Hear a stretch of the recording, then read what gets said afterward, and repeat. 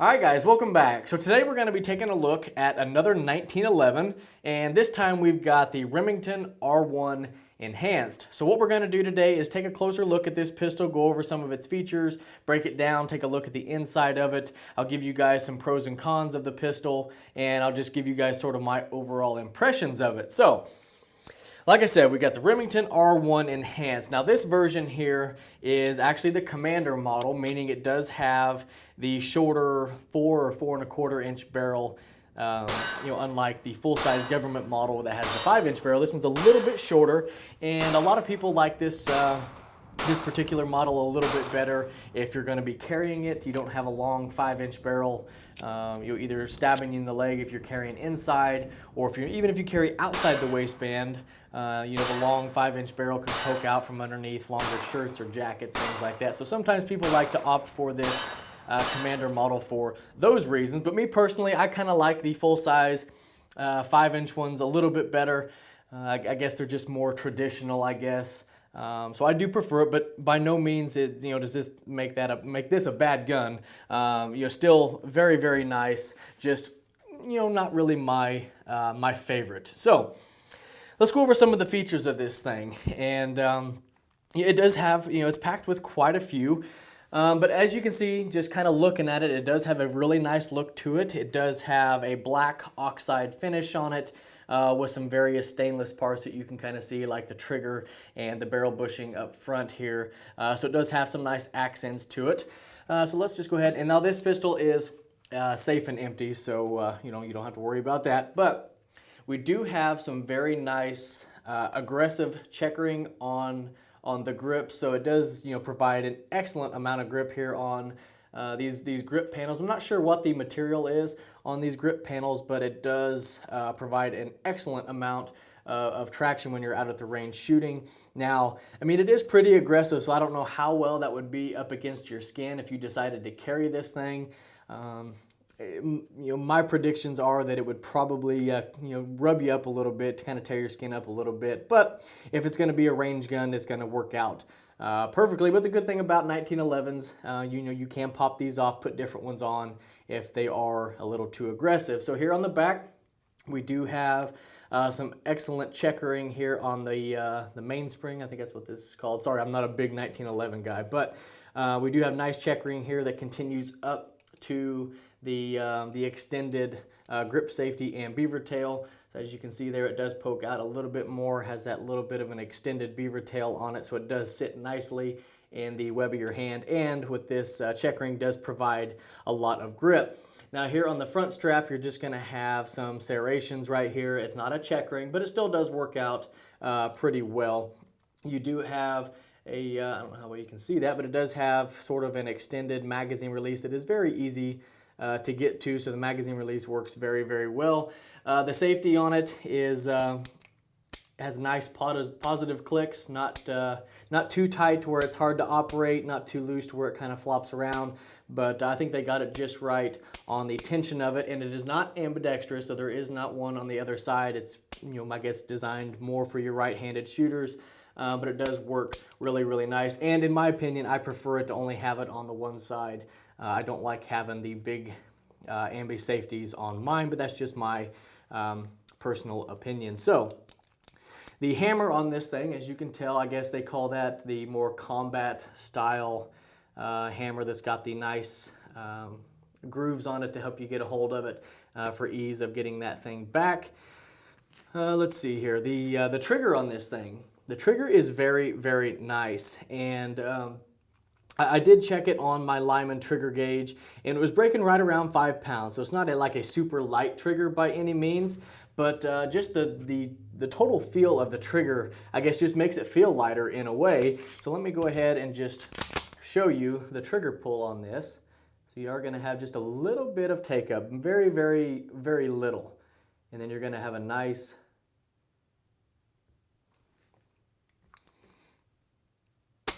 light break. Don't know what happened there. I guess I didn't have my hand on the grip safety. That's why it wouldn't pull. I thought I had the safety on. So let's do that again. Okay. Barely little bit of movement. Nice light break. Reset right there.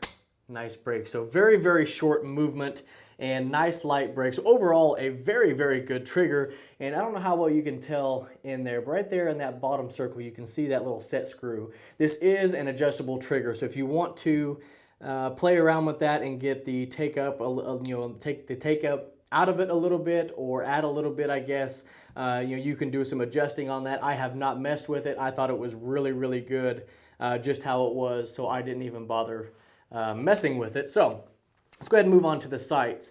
Now, as you can see, you're going to have a blacked out square notch there in the rear, and then you're going to have a nice fiber optic right there in the front. And up in here till recently, I really haven't had a whole lot of experience with fiber optic sights. Never really installed them on any of my guns. I just always ran night sights. But here recently, I've actually shot a few guns that have the fiber optic, at least on the front. And I can really see why people like the fiber optic. I mean, when I was out at the range today shooting, with the sunlight beaming down right on top of that fiber optic, it really does pop right out at you. You can get on target very, very quickly. So I can really see why a lot of people prefer to go with that fiber optic. Great range time sights. I guess I still sort of prefer my night sights on my guns that are going to be carried or used for a home defense situation, just so you have the option of having those sights glow a little bit.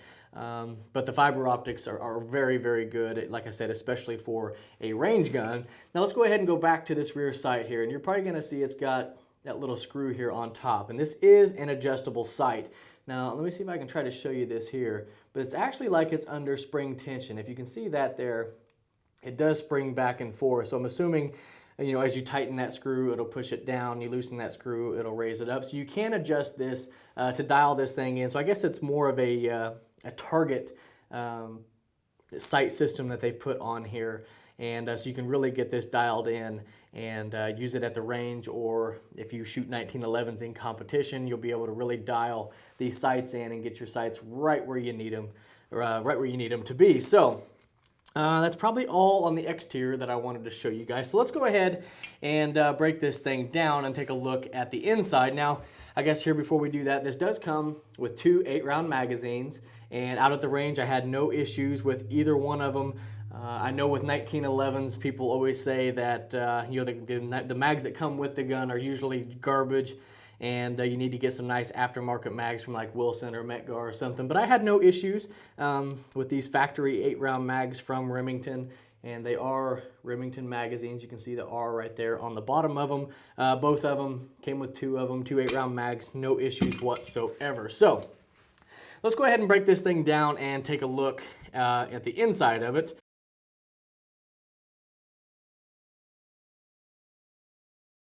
And that's all it takes to disassemble the 1911. Now, it is a little more complex than like your Glocks and your SIG P320s and things like that, but not too hard to do. So now, I already did clean this thing up after taking it to the range, but I didn't put any oil back on it. I just wanted to show you guys what kind of wear you might expect after you put a couple hundred rounds through this 1911. When he bought this pistol, he did bring it to me. It was brand new. I put the first rounds through it, and I put a couple hundred rounds through it. So I can really judge, or really tell you how much wear you can expect with a certain amount of rounds. So we'll take a look at the frame first. And as you can see right there on the front rails, there is a little bit of wear right there on the front. Not really any down inside the rails there. Here on the other side, a little bit of wear there and there. But again, not a big deal, but I just thought I would show you guys. This has, I think I put right around 250, maybe closer to 300 rounds through this thing. So just give you an idea on what to expect. I know a lot of people with these 1911s and metal guns really pay close attention to the wear on the rails and things like that. So I figured I'd just show you guys in the video. Now down here in the slide, a little bit of wear down in there where your barrel locks up. But again, nothing excessive, some a little bit here. Nothing really down inside the rails. So very minimal wear for the first couple hundred rounds, or the break-in, I guess you could say, of the pistol. The guide rod is not full length, as you can see. It's just a little guide rod with a attached to the spring. Sometimes you get them full length, then you got to do a little bit extra to get the 1911 apart. So in my opinion, I really don't see the need for a full-length guide rod. I kind of like these for the ease of disassembly and reassembly, but that's just me. And again, I'm not a huge 1911 guy, so you know, if you're a big 1911 guy watching this and you know benefits to the longer one or whatever, definitely leave comments and let us know. Now the barrel, we'll go ahead and take a look at it. As you can see, nicely polished. This is a 4 1/4 inch, and it is a match grade barrel. And I did shoot a little bit of accuracy with it, and you know, it's only as accurate as the person shooting. But you know, I shot a couple groups at 10 yards. I've got, you know, I think I videoed one of them. You know, at 10 yards, I put a you know, all 8 rounds into a fist-sized group, so not too bad. You know, this gun is probably more accurate than I am capable of showing, but definitely a very accurate 1911. But again, this barrel nicely polished. You know, really nice barrel. And again, the barrel bushing, no rough edges or anything like that, nicely machined and polished. So they did a really good job on the fit and finish of this. I guess, you know, down inside you could see that it is very well machined, both the slide and the frame here. So definitely an A+ for fit and finish on this thing. So let's go ahead and start putting this thing back together. And now, back together, and go ahead and function check it. And working perfectly. So we talked about, you know, most of the features of this thing. We looked at the inside. The fit and finish is great. The finish on this thing is great. I guess one thing that I did run into, and I left it this way just to show you guys on the video, after the times that I took it out shooting, the grips did get loose, and I'll see if I can maybe show you that here on camera. If you look at the screw hole, you can kind of see the grips moving back and forth, and it is like that. Where am I at here? Okay. It is like that on both sides. I might just take these off, put a little bit of blue Loctite on it, put them back in. That way they don't come loose on him. But I left them loose just so I could show you guys on the video that mine did, or his did, come a little bit loose after the first couple 100 rounds. So we'll definitely have to put some Loctite on those so we don't end up losing the screws. But anyhow, guys, I guess there's a quick look at the Remington R1 Enhanced. And overall, guys, I think this is a very, very nice pistol. You know, you can spend tons and tons of money on a 1911. I mean, you can buy a $4,000 to $5,000 1911 if you get one of them nice custom ones. This one, I think he said he paid I think he said right around $750 for this thing. I think they MSRP for right at $900, so we got a pretty good deal on it. He caught a sale somewhere, and I think he said he paid right around $750 for it. And for that kind of money, I think you're getting a lot of pistol for your money.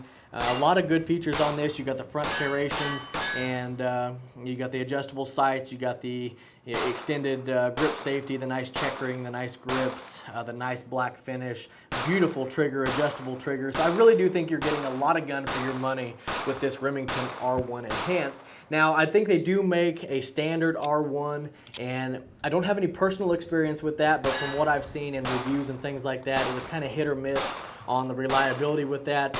But I think the Enhanced, again, according to the reviews that I've seen in videos and stuff, they got most of the quirks worked out with it. And you know, I can say, judging by this pistol right here, that this was 100% flawless. I didn't have any issues whatsoever. It was a real joy to shoot out at the range, very controllable and really accurate, and just an overall good gun. So I guess the pros of it are feature rich, 100% accurate. The cons, I guess, would be for me, it's a commander size. Just not a big fan of them. I prefer the full 5-inch 1911s, but that's just my opinion. So I guess that's not really a con. That's just kind of my preference. But overall, guys, I think it's an excellent pistol. And if you're looking for a good quality 1911 but don't want to spend a whole lot of money, definitely take a look at the Remington R1 Enhanced.